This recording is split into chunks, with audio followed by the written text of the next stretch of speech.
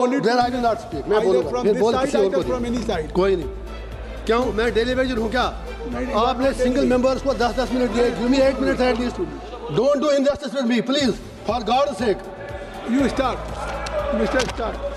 Sir आज 10 दिसंबर का दिन है। दे रहे हैं बिठाओ मैं भी दे रहे हैं।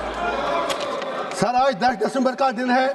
वर्ल्ड ह्यूमन राइट्स डे है आज मेरा फास्ट है। मैं इस हाउस में से ही ऐलान करके गया था कि I am on a fast today on eve of world human rights day to remember people of their duties towards people of Jammu and Kashmir. Sir इससे पाक दिन मेरे लिए और क्या हो सकता है कि आज जब इस हाउस में इलेक्टोरल रिफॉर्म्स डिस्कस हो रहे हैं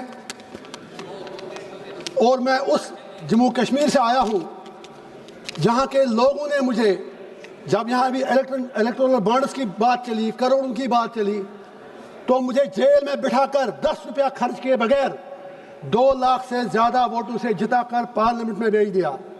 आज मैं उन अपने लोगों को इस पार्लियामेंट हाउस से शुक्रिया भी अदा करता हूँ, सलाम भी करता हूँ। और साथ ही मुझे नहीं पता बाकी मुल्क में कैसे इलेक्शन हुआ, लेकिन अपनी पार्लियामेंट्री कॉन्स्टिट्यूंसी में जिस तरह तमाम सरकारी एजेंसियों की गुंडागर्दी दबाव के बावजूद इलेक्शन कमीशन ने फेयर इलेक्शन करवाया और मैं जेल में रहते हुए जीत गया, मैं उसके लिए इलेक्शन कमीशन का शुक्रिया अदा करता हूं अपने लोगों की तरफ से। आप ताली मत बजाइए, मुझे आपसे अब 2 बातें करनी है। तो ये बात आ गई आपकी बात नहीं, आप इनकी बात भी इंजीनियर साहब सर आपने जिस तरह से अब बात करने दीजिए ना सर। जज्बात की तर्जुमानी की है, शुक्रिया वो आपके पूरे वतन तक चली। शुक्रिया आप नहीं, शुक्रिया सर। आप मुझे इनसे भी बात करें, प्लीज आज खुदा के वास्ते मुझे आज 2-4 मिनट दीजिए। इंशाल्लाह बहुत ही इंपॉर्टेंट बात है, बहुत ही इंपॉर्टेंट बात है। मैं ये कह रहा हूँ या तो आप इलेक्शन रिफॉर्म्स कर लीजिए, जेल से be serious for a while please, for God sake. Don't make mockery of the service. आपकी देशभक्ति हमने देखी जब वंदे मातरम पर डिबेट था, कोई नहीं था यहाँ पर, हमें आप क्लास में बिठा के रखते हैं, भाग जाते हैं। तो मेरा ये पॉइंट है, या तो एक ऐसा कानून लाइए आप कि आप जेल से किसी को लड़ने मत दीजिए, या अगर लड़ता है कोई तो फिर उससे कम से कम दुनिया में फिर बात बाहर निकलती है कि आप उनसे फिर पैसा लेते हैं। शायद ये चीज़ अच्छी बात नहीं है। उसी तरह आपने सर कौन सा कानून है, जब आपने डिलिमिटेशन कश्मीर में किया J&K में, तो कश्मीर में आपने सिर्फ 1 सीट बढ़ा दी, जम्मू खिते में 5 बढ़ाई, लड़ा दिया खुद को एक दूसरे से। और कहाँ पर देश में 5 MLA नॉमिनेट होते हैं। आप मुझे इंडिया अलायंस से 1-2 बातें करने दीजिए प्लीज। एक बात कह के खत्म करिए सर, खुदा के वास्ते प्लीज हाथ जोड़ता हूँ आप सर बोलने दीजिए ना। अरे सर प्लीज देखे ना, प्लीज देखे, बात तो सुनिए। मैं भी त्योहार जा रहा हूँ, ये घर जा रहे हैं अपने, रहम तो कीजिए मुझ पर। भूख हड़ताल पे हूँ सुबह से, कुछ तो रहम कीजिए, बोलने तो दीजिए।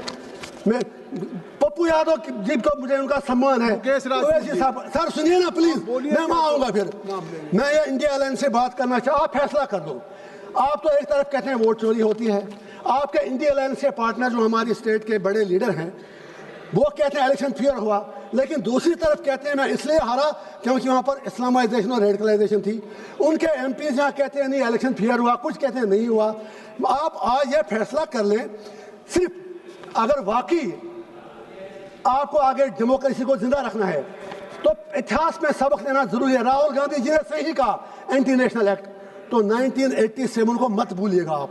1987 में आपके सवाल आ गए, सैयद अली गिलानी, लोन, यासीन मलिक, उन सबको तशद्दुद किया, उनके मुंह में उबलते आलू डाल दिए। वो सबसे बड़ा इंटरनेशनल एक्ट था, उसकी वजह से लोग वहां पर मिलिटेंट बने।